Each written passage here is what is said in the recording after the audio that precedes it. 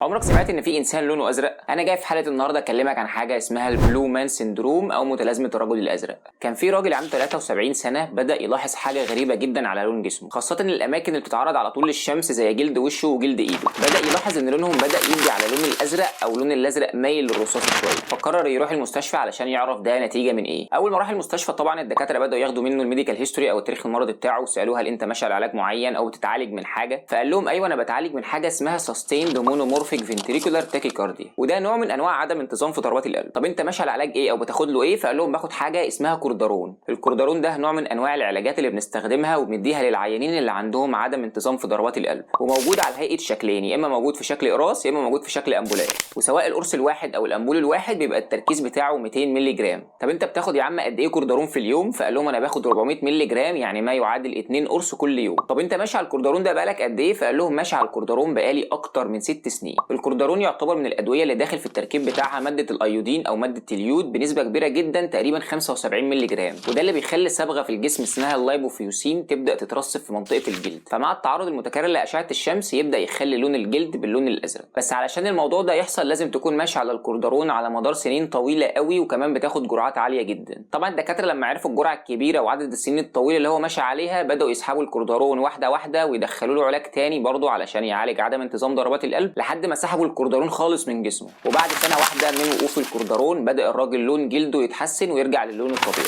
والبلو مان سندروم دي نادره جدا زي ما احنا ما قلنا، وتقريبا كده على اللي بيحصل لهم 3% بس من اللي بيستخدموا الكوردارون. وعايزين ناكد برضو علشان تحصل لازم تكون ماشي على الكوردارون عدد سنين طويله وبتاخد جرعات عاليه. علشان كده انت لو تعرف حد او حد من اهلك بياخد كوردارون لازم يمشي على الجرعه المكتوبه له وما يزودش جرعات بمزاجه، وفي نفس الوقت كمان يتجنب ان هو يقف في الشمس كتير. وفي اخر حلقه اتمنى تكون الزيتونه دي عجبتك وان انت تكون استفدت مني، وشكرا لك. عمرك سمعت ان في انسان لونه ازرق؟